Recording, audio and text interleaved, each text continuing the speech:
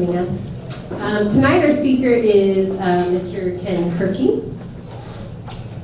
Ken is the Planning Director of the Integrated Regional Planning Program, a consolidation of the Metropolitan Transportation Commission and Association of Bay Area Governments Planning Departments, which serve the 9-county San Francisco Bay region.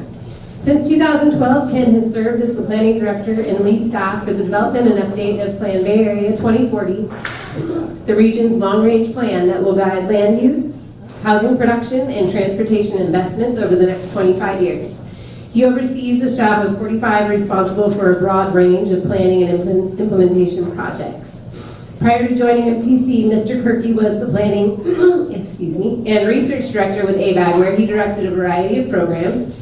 These included the consensus-based process for developing the Bay Area's regional blueprint plan, known as the Focus Program, for over 150 priority development areas and more than 100 priority conservation areas, and the regional housing needs allocation process.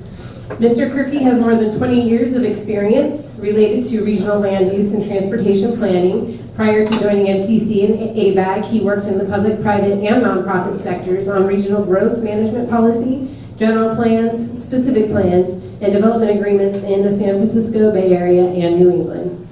Please welcome Mr. Kirby.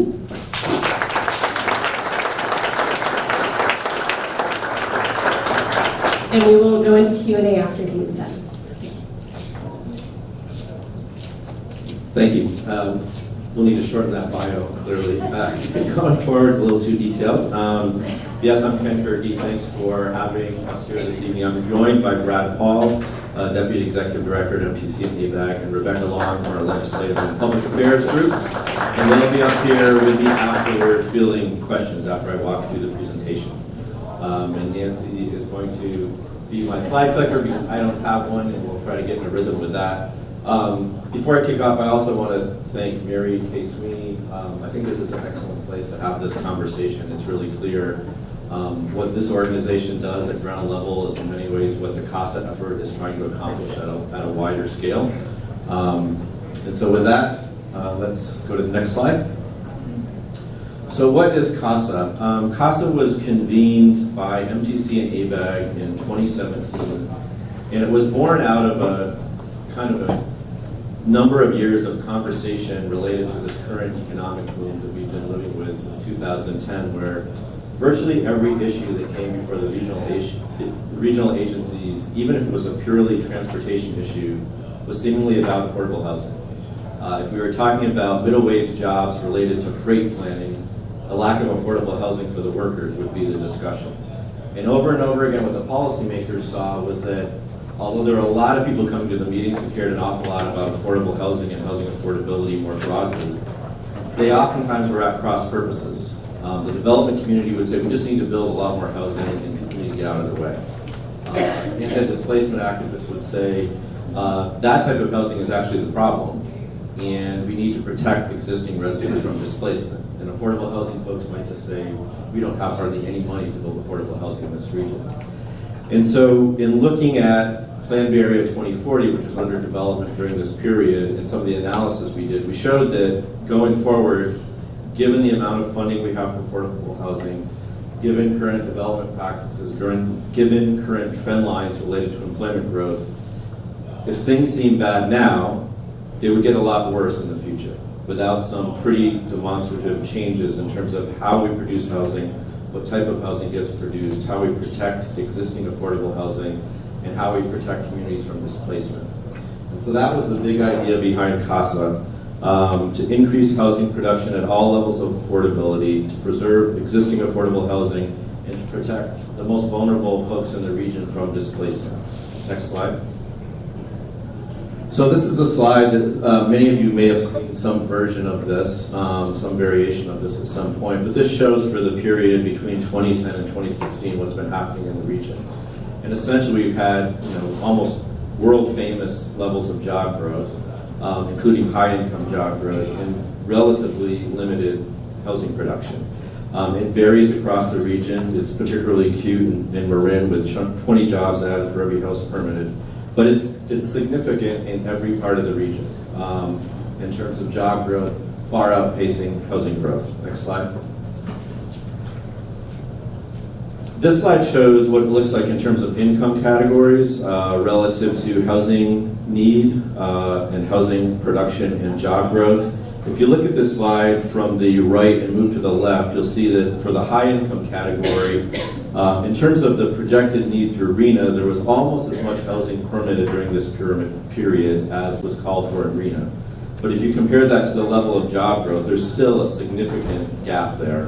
When you move to the left across the slide, you'll see that in those categories, moderate and low, there's not nearly the level of housing that RENA called for in terms of the need. When you compare that to job growth, it's a very small percentage of the housing need that the region was experiencing. And in many respects, I think this slide exemplifies what we've experienced in the region, which is that folks in the higher income categories are generally moving and looking for housing that was once middle-class housing. Middle-class folks are moving into lower income areas, and a lot of this has to do with the significant uptick in displacement that we've seen in the region, as well as the significant expansion of homelessness, not just being an urban neighborhood experience any longer, but being something that we see all over the region as people no longer have a place to live. Next slide. So the idea of CASA was to get together folks from different perspectives who really had expertise and cared a lot about housing in one room to try to wrestle it out, to try to come up with solutions that I think it's fair to say they may have achieved, that not everyone is comfortable with every aspect of the Casa Compact, but that really attempted to move the needle relative to production, relative to preserving housing in the region that is still affordable but not deed restricted. So on the market, it's still relatively low cost, but as the market changes, it will likely no longer be if it isn't preserved as such, and then also to protect current residents from displacement. Next slide. So the leadership team for CASA was developed in accordance with the idea that you needed to have representation from different sectors. The three co-chairs going from left to right on this slide were Mike Covarrubias. He's an outgoing president of the Area Council. He's also a developer with CMG Partners. Leslie Corsilia, the executive director of Silicon Valley at Home, a housing organization that deals principally with affordable housing production, but housing affordability issues generally. Fred Blackwell, the CEO of the San Francisco Foundation, and the staff representative to this group was Steve Heminger, the executive director for MTC and ABAG. Next slide. So this being the Bay Area, in addition to having three co-chairs instead of one, we had to keep the complexity going, I guess. And so we had two committees. One was a steering committee that met monthly, comprised of 17 members, many of them elected officials. One of them being here in the room, Julie Combs from Santa Rosa. And a technical committee with 32 members that was really a working committee that then also had work groups related to production, protection, and preservation.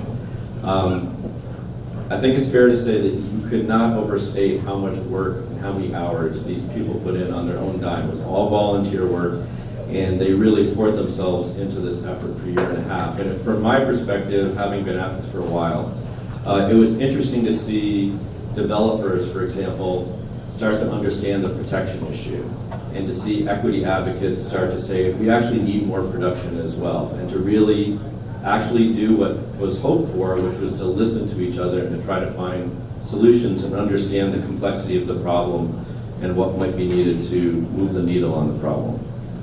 Next slide. So the components of the compact break out into a number of categories. I'm going to just walk through them. I'll say right now that this is a high-level overview. There's a lot of detail in these elements. The compact elements may be accessed online. You can get more detail there. We're going to leave your contact information. We're happy to answer additional questions. I don't think you want to spend 5 hours listening to me talk about this stuff. So the components are elements 1, 2, and 3 are protection related. 4 is about removing barriers to accessory dwelling units. 5, 6, and 7 are largely related to production and arguably have the closest connection to local government. Element 8 is related to surplus public lands. 9, potential, keyword potential, funding sources. And element 10, a regional housing enterprise. Yes, next slide. So element number one, just cause eviction policy. This is, we get a lot of questions about, is this Costa Hawkins? No, it's not that law. Is this rent control? It's not that either. This would simply ensure that Bay Area tenants are protected from evictions by requiring landlords in the region to cite just causes, either fault or no fault, when someone is evicted from an apartment. So if they are evicted for a failure to pay rent, the landlord would need to say so. If they were evicted for no fault, such as an LSAC condo conversion, the landlord would need to say so. It sets up a pretty basic threshold in terms of evictions, but it would provide some additional protection just in doing that. Next slide. The emergency rent cap, again, this is not rent control, and it doesn't involve local government in any direct way. What it would do, it would be to establish a rent cap, and we say emergency because it's envisioned as something that would be for 15 years as proposed in the compact, that would limit annual rent increases to CPI, Consumer Price Index, whatever the rate is, plus 5%. The landlords would then be allowed, if we were in a flat period or a recessionary period, to bank those increases for future years, and there would be a cap on that as well. And we've heard, as with many of these elements, there are folks who say, well, that's pretty lenient. That's not going to protect tenants very well at all. However, we're coming out of a period, or we've been in a period rather, where we've seen rent increases of 40, 50, 60% in a single year. This would disallow that.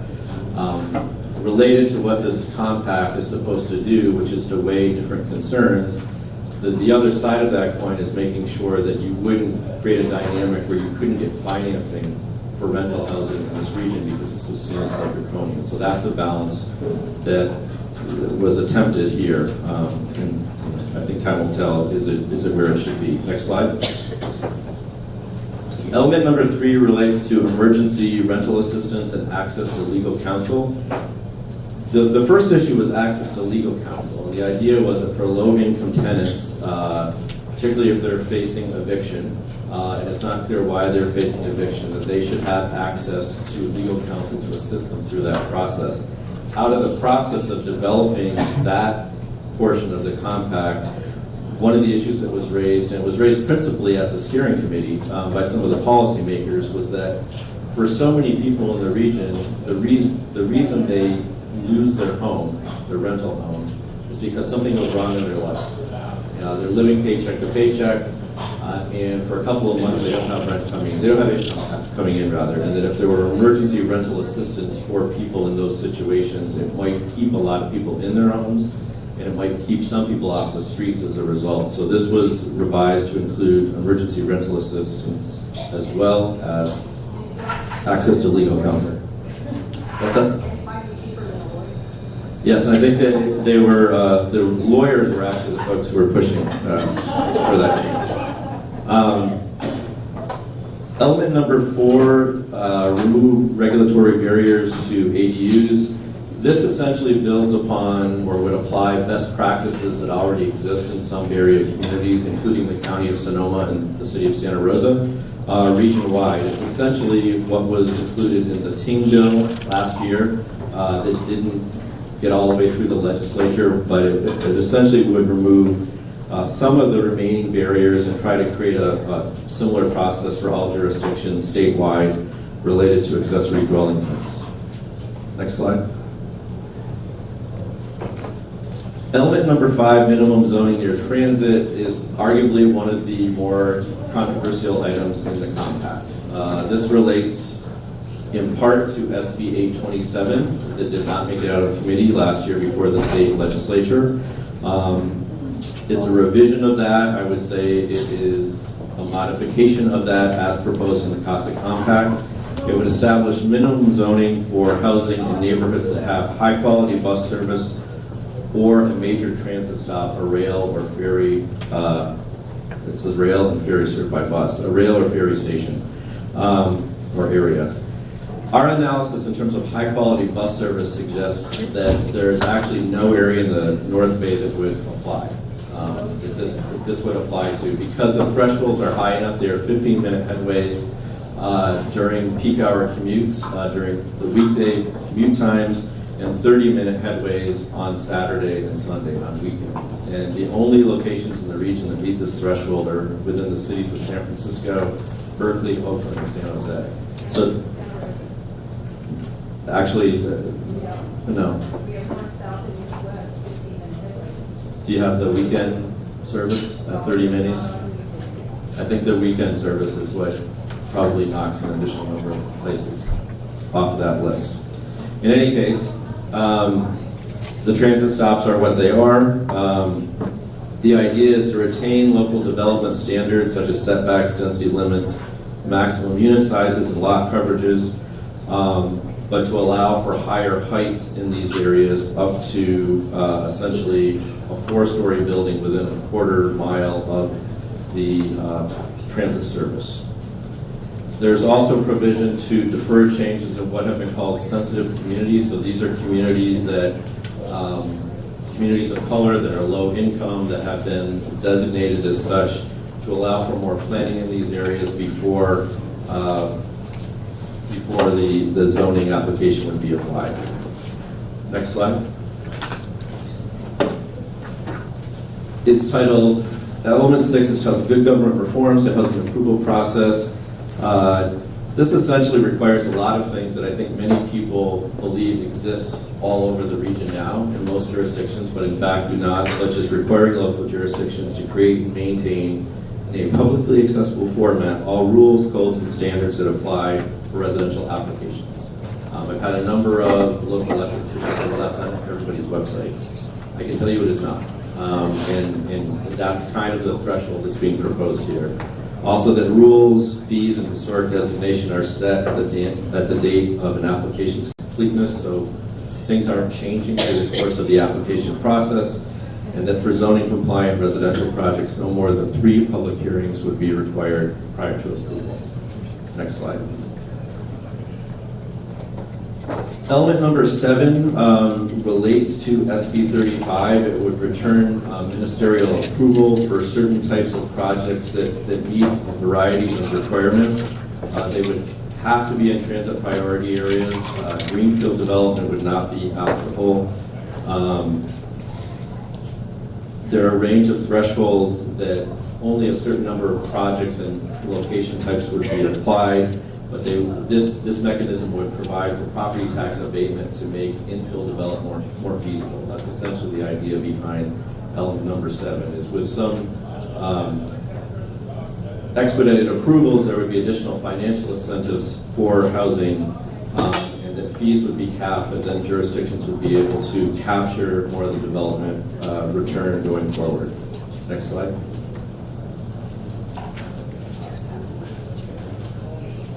Element number 8 relates to unlocking public land for public housing, or not for public housing, unlocking public land for housing. This really gets to utilizing surplus or underutilized public lands that various public agencies may have that they are not using currently and making it available for affordable housing. This could be a transit agency, this could be a city. Again, there was a Ting bill last year that outlined, for example, how surplus land would be defined, how underutilized public land would be defined.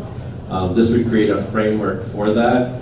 It wouldn't force jurisdictions, for example, to utilize lands that they are utilizing for affordable housing, but if they designated land as surplus and underutilized, it would then be available potentially for affordable housing. Next slide.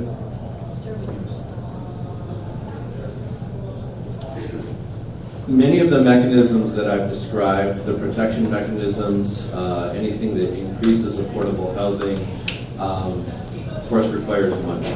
And at this point in time, that is one thing that is in short supply related to housing in the state of California. I'm going to get to in a moment some of the ideas that have been proposed through the Casa Compact as potential ways to raise funding. I think on this list there are things that will make almost anyone in the room somewhat unhappy. There may be a few that make you happy or someplace in between. But the idea behind the various funding mechanisms is that to build affordable housing, requires subsidy. If you're going to provide protection mechanisms, someone has to pay for it. If you are going to preserve existing affordable housing and deed restrict it, the funding has to come from something, in some place. Next slide.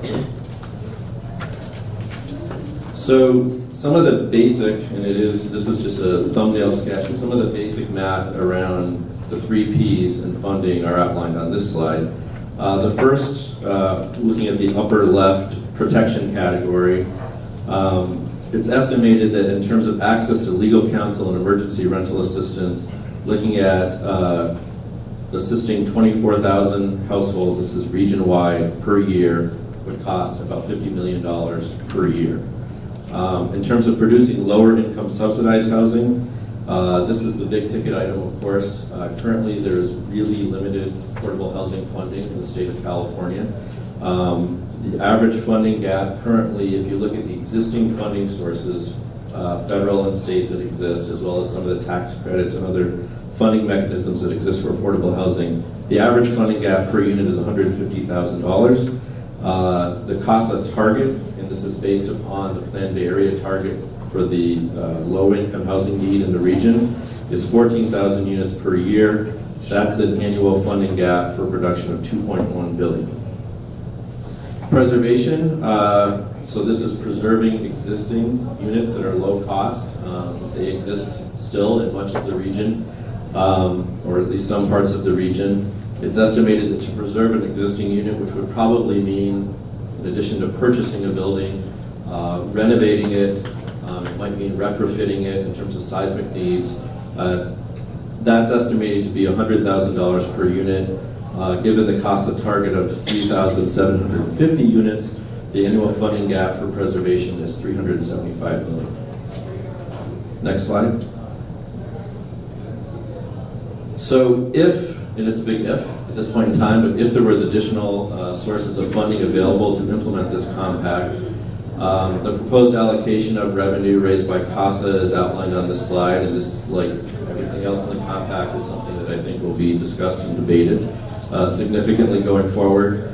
But as outlined here, looking at the upper right, up to 10% would be incentives for local jurisdictions, and this relates to the fact that if local jurisdictions are going to be asked to adjust their impact fees or set their impact fees at a certain level, then they're going to have to be reimbursed for that.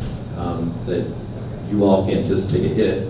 And one for the team when you have serious funding issues that you're dealing with and are concerned about going forward. Up to 10% would be for tenant protection services. These are the protection mechanisms that I mentioned, elements 1, 2, and 3. Up to 20% would be for the preservation of existing affordable housing, and this is for low-income housing, as I described. And then a minimum of 60% would be for affordable housing production, and this is for very low and low-income housing. That's the really big ticket item. Some of the discussion that we've had of late and some of the comments that we've heard thus far around this list suggest, for example, in terms of something that could be changed, is that perhaps the preservation and production should be consolidated into one category. Given the differences in communities and what would be most useful in some communities, there's also a consideration that given the economic cycles in the Bay Area and that if there was funding available, protection, for example, might be much more important in an upcycle, and it might make more sense to preserve affordable housing in a down market cycle. So I think there will be a lot of discussions like that in terms of what flexibility might be most important should funding become available. Next slide. There's also, relative to the funding, there has been a lot of discussion about if funding were available and if it were gathered region-wide, how should it be distributed? And the proposal that the CASA effort came up with was that 75% would go back to the county of origin, wherever the funds were raised, and that 25% would go at the regional level to be distributed regionally. So much of it, most of it would go back to the county where the funding was raised, but some of it would be distributed regionally relative to need. Next slide. So for those of you who have followed the process at all, you'll know that This slide has had various iterations. Earlier on, there were more boxes on this slide, and at one point there were fewer, and now we're kind of someplace in between. And the basic idea of this approach is somewhat in keeping with the overall approach to CASA, and that is that our affordable housing crisis in the region is extraordinary. We have the least expensive housing in the country. We have some of the worst income equality in the country, and to get out of the hole we're in, it's probably going to take the contribution of a lot of different sectors. And so you see the various sectors here on the slide. I'm not going to describe every one of these potential new sources of revenue. I'll touch on a few. One of them in the upper left under property owners is a 1% vacant homes tax. This is based off a model from Vancouver, British Columbia, where there has been a lot of investment in real estate, and there are a lot of homes that people don't live in. And we see this in parts of our region as well, where it may be an investment property, might be a place that somebody goes a few weeks a year, it's a tax write-off, it's what have you, but it's not serving as a home. This would not say that you couldn't do that. It would simply say that if you choose to do that, you would pay a tax that would go into a fund regionally, and that would support the production of affordable housing. This is an example where having a tax like this might have the effect of putting more units on the market, or it might generate more funding. They've been pretty successful up in Vancouver with this. They've had a real structure to monitor it and to manage the funding. Under developers, you'll see variable commercial linkage fees. This looks at where development is happening for commercial development, and it would vary the fee based upon, is it in a community that has relatively limited housing availability but a high jobs housing ratio, lots of jobs, not so much housing. The developer would pay this fee, that would go into a fund. 75% under this proposal would go back to that county of origin, 25% could be distributed regionally, again to pay for affordable housing and some of the other things that are proposed through CASA. There's consideration for jurisdictions that already have such a fee if it relates to housing, that they wouldn't be hit doubly. There's a range of considerations like that relative to that proposal. On the upper right, I'll hit one, describe one rather, that is easy to understand. It may not be easy to swallow, but it is a 1/4 cent region-wide sales tax. The reason I bring it up is because it's a relatively straightforward concept. It's also one that would raise quite a bit of money. Region-wide, at a 1/4 cent would raise $400 million per year. With all of these, there are lots of considerations. There are lots of considerations related to how they would affect not only citizens, but the funding structures of local jurisdictions as well. Next slide. The last element I'll touch on, it's the final of the 10 elements, is the regional housing enterprise. I think this is one where there's been a lot of confusion or a lot of concern about what this is and what it is not. Next slide. As envisioned in CASA, the regional housing enterprise is not some new regulatory framework at all. In fact, this would have no land use authority whatsoever. What it would be an opt-in enterprise that would have funding available and technical assistance expertise, essentially replacing some of the functions that used to exist in a lot of communities related to redevelopment, but doing so at a regional scale that would be accessible to jurisdictions if they wanted to access the enterprise. As proposed in the Casa Compact, it would have an independent board. It would be staffed by MTC and ABAG, and it would have representation appointed by MTC and ABAG, as well as, it says key stakeholders, that's a provision. They might be nominated by MTC and ABAG. There's also been discussion about would the governor nominate key stakeholders, with some other state official nominate those key stakeholders. This enterprise would in part take the resources that would be available and working through this board, set up a framework to distribute them and attempt to address the protection mechanisms that were described, preserving existing affordable housing, and producing more affordable housing. and it would be a public process, and as I said, it would not have regulatory authority. Next slide. So here we have some questions, and I'm going to invite Rebecca and Brad to join me shortly. So we want to have a discussion with you. You've heard me talk for a while, but we'd like to hear from you. What does the compact get right? What is missing? What concerns do you have? What aspects of the compact, if any, maybe we should say, do you find workable? We say unworkable. And with that, I'll stop and we'll open it up for discussion.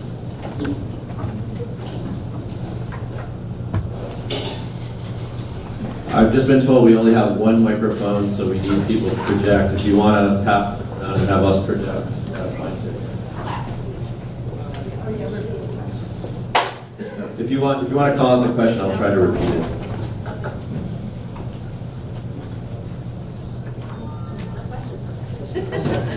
Okay. Element 6. Yes. On the 3 public hearing maximum, would be a concern if you have planning commission. This one. Nancy tells me I'm supposed to introduce myself. John Dunbar, Mayor of County Alphaville and Second Vice President of the League. So just a scenario of no more than 3 public hearings. If you have a planning commission and a project comes to the planning commission, it's either rejected or altered in some way, comes back to the planning commission hearing. There you go. There we go. We have 2. They found the hidden microphone. Then there's basically one more shot at it. If it then goes, if it's denied, it goes to appeal, then a city council has one shot at voting up or down. Is that? Come on up here, Rebecca. So basically you run out of hearings, and is that the general idea, that it's to fast track the process, but it does kind of handcuff planning commission and the council? Right, I think I understand the question.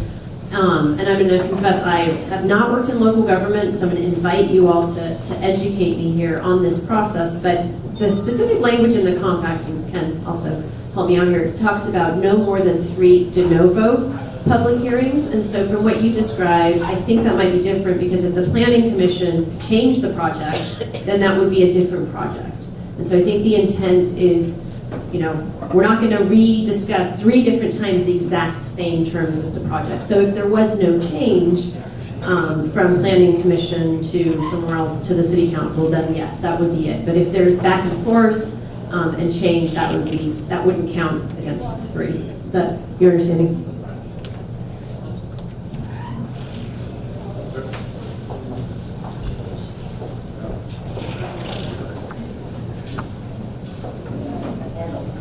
Thank you. I'm Madeline from Sonoma. I can't say we're proud, but every project we put through, I believe, has been appealed.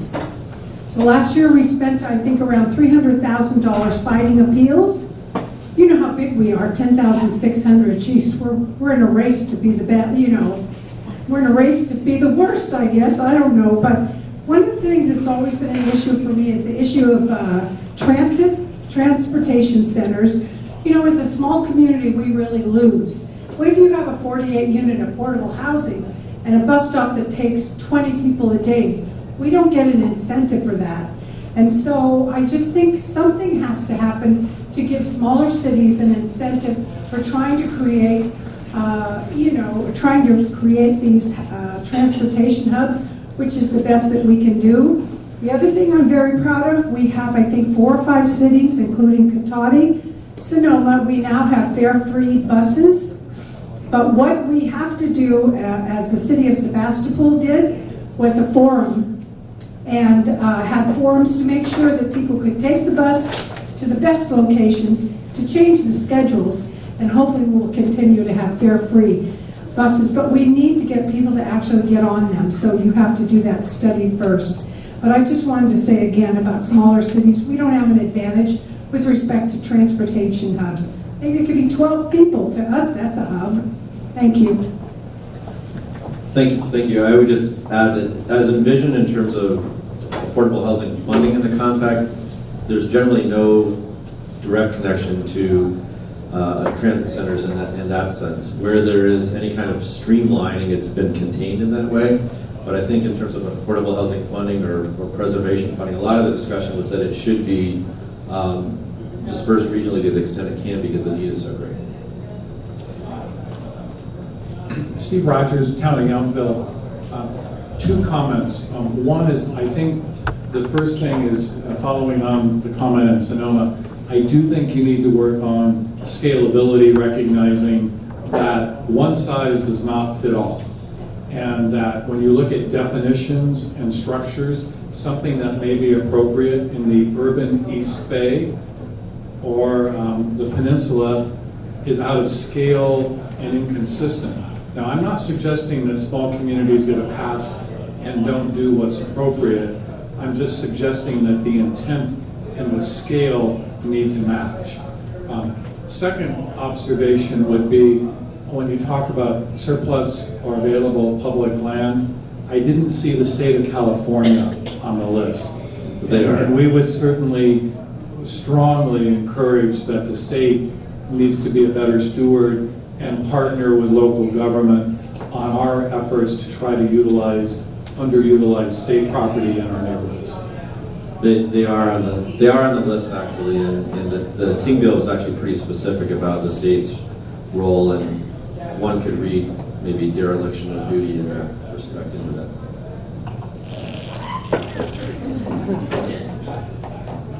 Let me clarify on that. I think there's a lot of state property and partners that may not meet the definition of surplus that have property, and I'll speak for Napa County, where we have the Veterans Home and the Napa State Hospital that have extensive land holdings that are adjacent to infrastructure that could support housing. We need the support of the state to help us do that. And that's different than those properties being declared surplus. So if that gives you a slightly different nuance.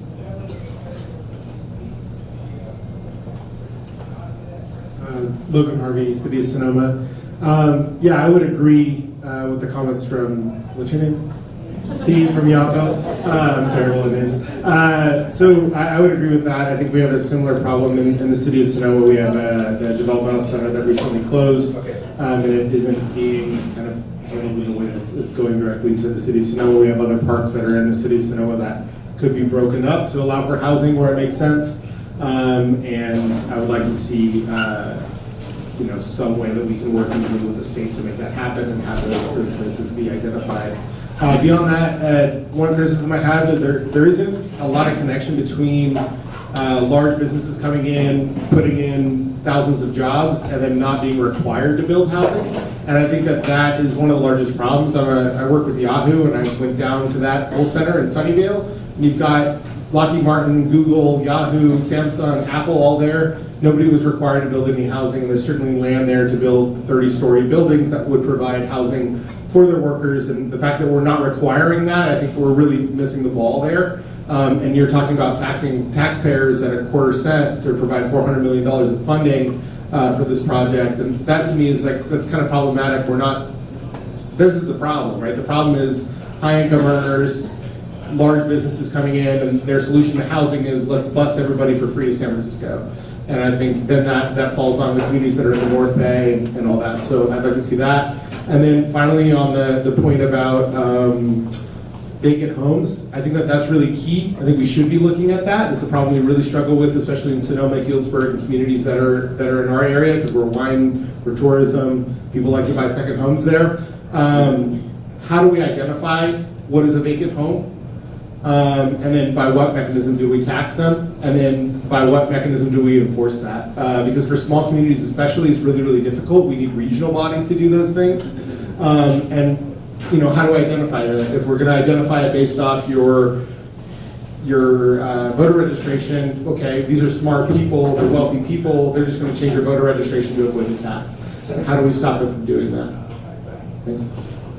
Thanks. I'll just really quickly on the concerns you raised related to major employers came up again and again, and the developer and business fees are in part about that. And that's why they're graduated in terms of location, because they're specifically as proposed structure to deal with communities that have had, massive commercial growth and very little residential growth. And they're not saying they can't do that, but if they're benefiting from that, then those companies should help deal with this problem.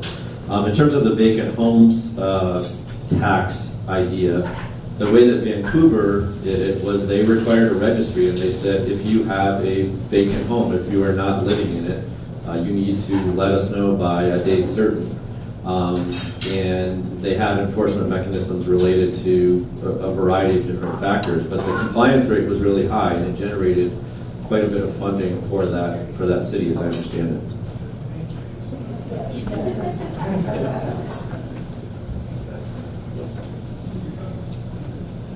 I'm Mike Healy from Petaluma, and I just wanted to know what the anticipated next steps are. Is this a bill? Is this a bill package? And how does this relate to all the other myriad of bills in Sacramento on housing? Sure. So next steps in part are for Rebecca and Brad and me, a lot of meetings like this, and trying to bring that information back. As you can see from the element, a lot of these proposals require state legislation. There's a lot of interest on the part of the state legislature in these proposals. There's a lot of interest in housing. The same is true with our new governor. So I think through this legislative session, there will be a lot of consideration of some aspects of CASA. For the revenue proposals, it's of course more complicated than that. There's a range of proposals to look at. Many of them will require voter approval. I suspect that'll be a 1 to 2 year discussion at best, and perhaps aiming for the 2020 ballot, when a lot of people in California will be going to the ballot to vote in that presidential election. But it'll be an iterative process in part with Sacramento. And some consideration will relate to whether or not the proposals are statewide.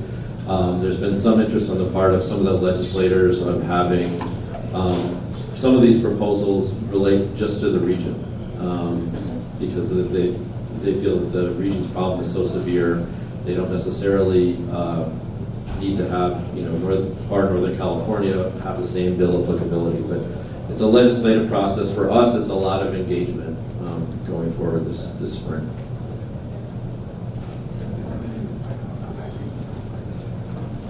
Leon Garcia, Mayor, State of American Canyon, also on the executive board for ABAG. I think we've had your presentation before. Good evening again. There are many elements to this compact that I think are workable, but there's also a lot that's very concerning, as you can hear this evening as well in the subcommittee gathering we had as well with ABAG. That sense of local control. American Canyon is in the position of being one of very few cities, I am told by staff who knows all of this, who's meeting all our obligations. So it doesn't have that impact on us in terms of local control. We just approved the 1,253 housing project in American Canyon, which 10% have to be affordable. We have 150 apartment houses being built, of which 10% have to be affordable. We have a 70-unit low-income veterans housing project, probably be opening up February or late spring this year. So we're not on that side of it saying we're not going to build anything. But a piece of the conversation that came up, and I think Councilmember Pat Eklund was there at that meeting, that no does not work. Legislation will impose things on it because the situation is that severe. We have a huge housing and economic crisis based on we have been fantastically prosperous in this area. We're attracting multi-million-dollar corporations. But the piece that's not working is the housing part. As an example, I was at one of these league conferences, meetings, in line with me for lunch was a council member from Los Altos, who's also a realtor. Told this story to a number of you. A 60-year-old house that's 1,500 square feet on a very small lot sold for $4 million as a teardown. That's the impact they're feeling in South Bend. North Bay, we're a little more fortunate. We're actually in Solano County. My colleagues are here from there. Our city and Solano County is the last affordable area in the Bay Area for housing stock. And it's beginning to rise because it's a displacement issue. There are other elements we talked about here that issues were raised, certainly worthy of discussion. But a piece for me that has to be part of this conversation is transit.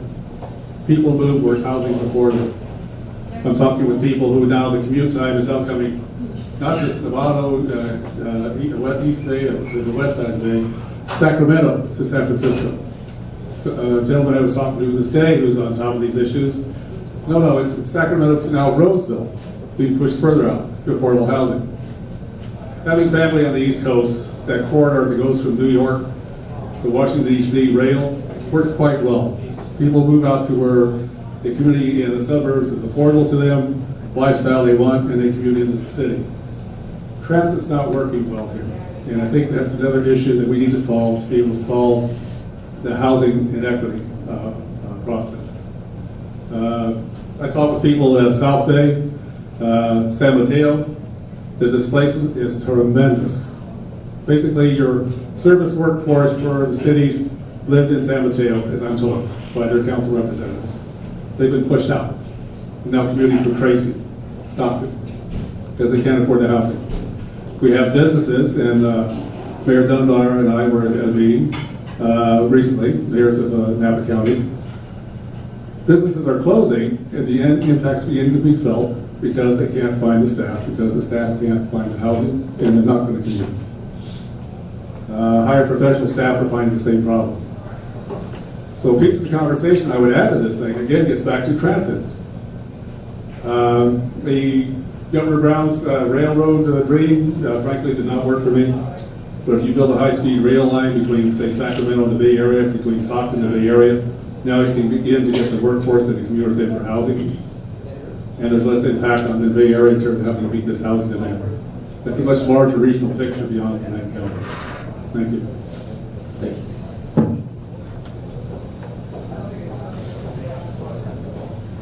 Good evening. My name is Pat Eklund, and I serve on the Novato City Council, and I am past president of the League of California Cities, 2004-2005, when my name was passed, yay, in every single county in the state.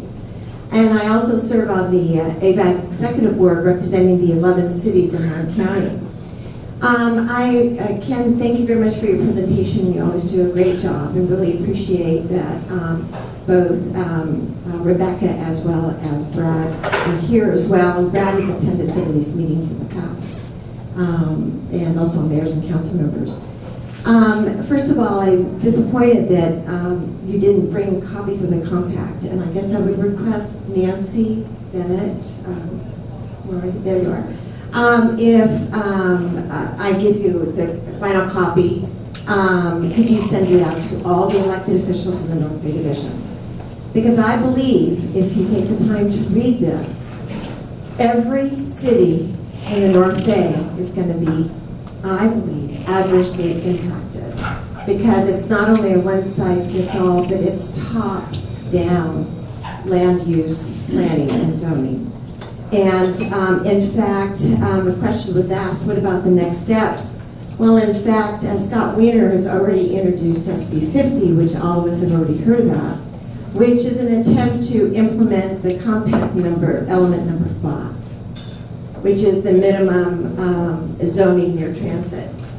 I've attended every single technical and steering committee meeting and MTC meeting and ABAG meeting that we have had on this thing. Very disappointed, and other elected officials have also made this comment that out of the 101 cities in the Bay Area, most of us are small to medium size. Whereas on the technical committee, there was 2 staff members representing cities. One was from Oakland, one was from San Francisco. On the steering committee, we had Jake McKenzie, who's with Roanoke Park. But he was really the only small, medium-sized city out of the whole Bay Area that was sitting on the steering committee. Julie Coombs is sitting on it, but Santa Rosa is, in my view, considered a large city and growing. It's one of probably the largest cities in the North Bay. So the financial situation, the situation of cities, small and medium-sized, are really not factored into this whole compact.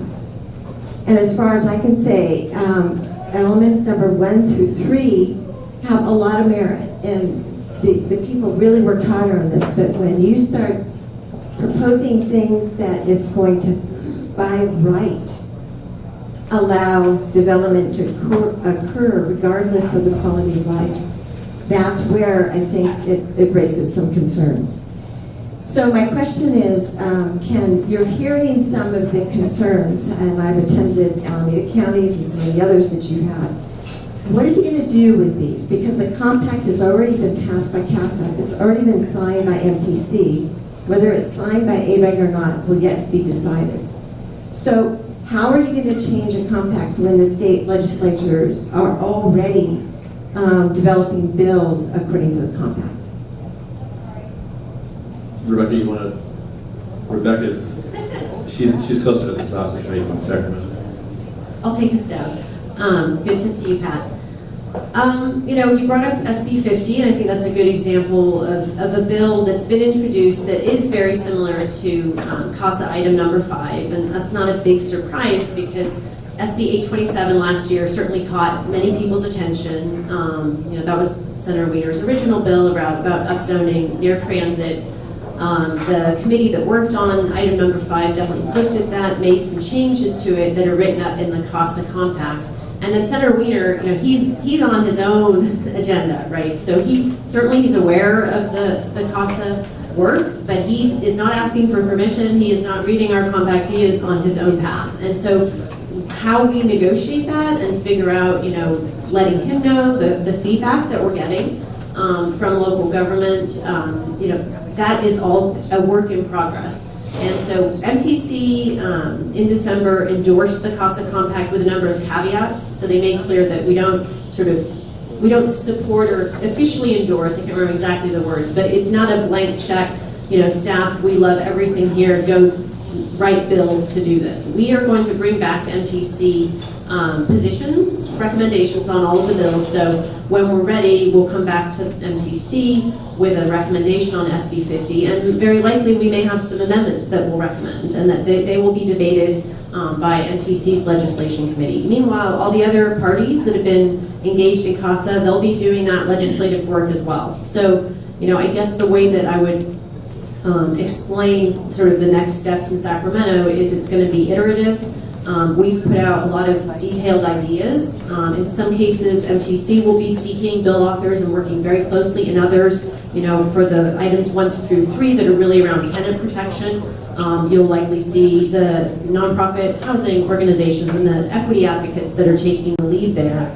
But it's not predetermined, as you well know, when you're working in Sacramento, and it's going to be on a case-by-case basis, figuring out the language through the legislative process. My last comment is that I'm going to pass out a memo that Steve Heminger just sent out on January 4th, identifying the bills that have already been introduced that's related to each of the compact elements. Thank you very much. Sure. Thank you, Ken, Rebecca, Brad. I really appreciate you guys coming here this evening and presenting.